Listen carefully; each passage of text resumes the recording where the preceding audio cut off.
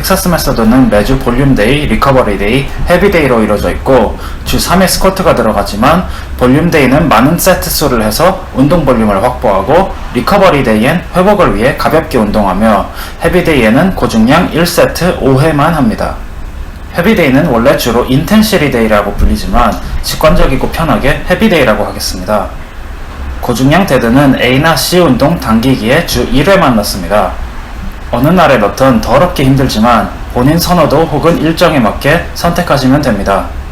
리커버리 데이엔 등, 햄스트링, 둔근 같은 후면 운동이나 역도성 운동을 회복에 지장 안 가는 강도로 하시고 남는 한 자리엔 스피드 데드나 역도성 운동, 데드 보조 운동 중에서 하나를 넣으시면 됩니다. 텍사스 메소드는 정해진 프로그램이라기보단 지금 보여드린 대로 일종의 템플릿이기 때문에 그걸 기반으로 여러 버전이 존재합니다. 그 다음 주는 D, E, F 운동이 있는데 하체는 똑같고 벤치와 프레스만 바뀝니다. 첫 주 B 운동 리커버리 데이에 있던 프레스 대신 벤치가 있고 볼륨과 헤비 데이에 프레스가 들어가는 로테이션입니다. 지금 보여드리는 버전이 스트렝스 트레이닝을 위한 현실적 트레이닝이라는 책에 나오는 가장 기본적인 버전인데 이 버전은 역도 동작이 많아서 역도를 할 줄 모르는 분들이나 일반 헬스장에서 운동하는 분들이 따라하긴 어렵기 때문에 이렇게 역도성 운동을 배제하고 하셔도 됩니다. 텍사스 메소드에 대한 책의 저자인 마크 리피터 씨는 리프터라면 파워클린 정도는 할 줄 알아야 된다 했지만 역도성 운동 없이도 텍사스 메소드로 증량을 성공한 사례들도 적지 않게 찾아볼 수 있었습니다.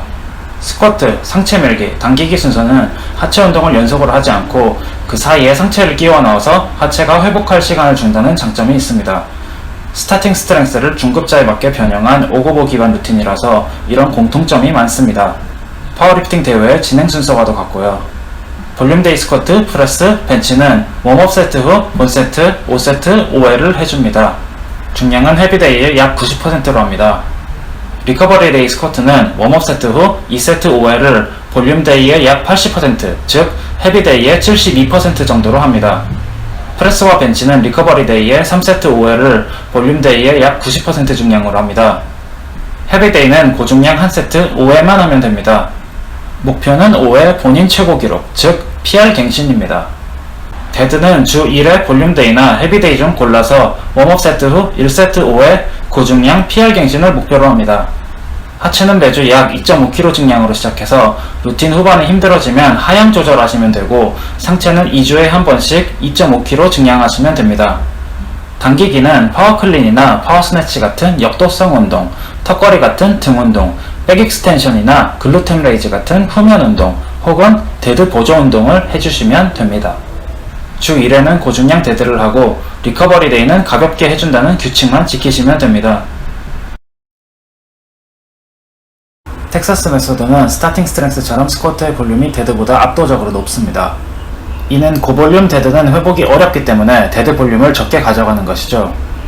데드를 안 하는 나머지 두 운동 때 등 운동이나 역도성 운동, 순발력 운동, 데드 변형 운동 등을 통해 데드에 필요한 근육도를 단련할 수 있으며 스쿼트 역시 어느 정도는 데드에 도움이 됩니다.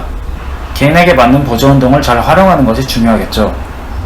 상체는 스쿼트에 비해 다소 볼륨이 낮기 때문에 상체보단 하체 사이즈와 중량 올리는 데 비중을 두며 벤치와 프레스 비율이 1대1로 같기 때문에 프레스가 대회 종목이 아닌 파워리프팅이 목적인 경우 매주 월 고볼륨, 금 고중량 벤치, 수 프레스를 하는 파워리프팅 특화 변형 버전을 하시면 됩니다.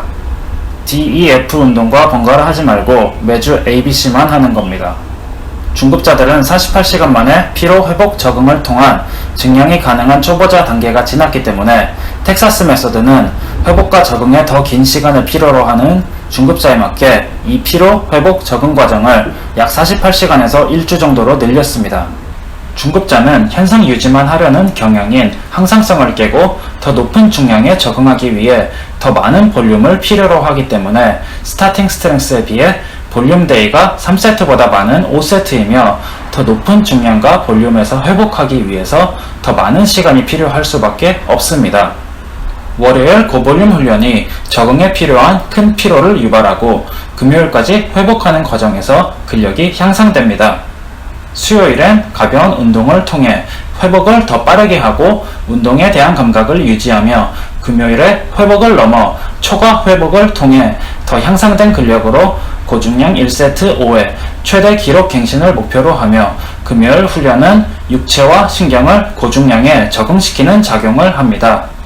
월수금끼리 비교하면 중, 저, 고중량의 파동형이지만 같은 요일 다른 주차끼리 비교하면 매주 선형으로 증량하는 선형과 파동형 혼합형의 좋은 예시입니다.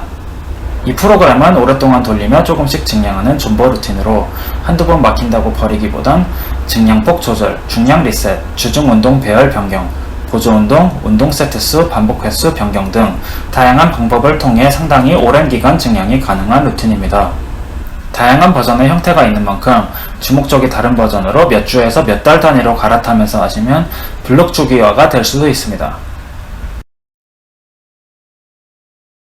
텍사스 메소드를 할 때 주의해야 할 사항은 첫째로 충분한 몸풀이와 마무리 운동, 둘째론 균형 잡힌 충분한 영양 섭취와 충분한 휴식, 셋째론 강도 높은 육체적 활동을 병행하지 않는 것.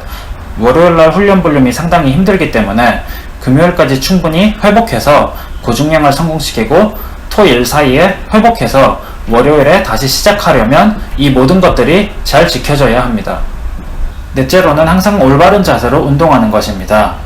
그날의 컨디션에 따라 운동의 반복수, 횟수, 중량 등을 조절 가능한 루틴은 아니기 때문에 컨디션을 잘 관리해주고 무리하지 않도록 합니다.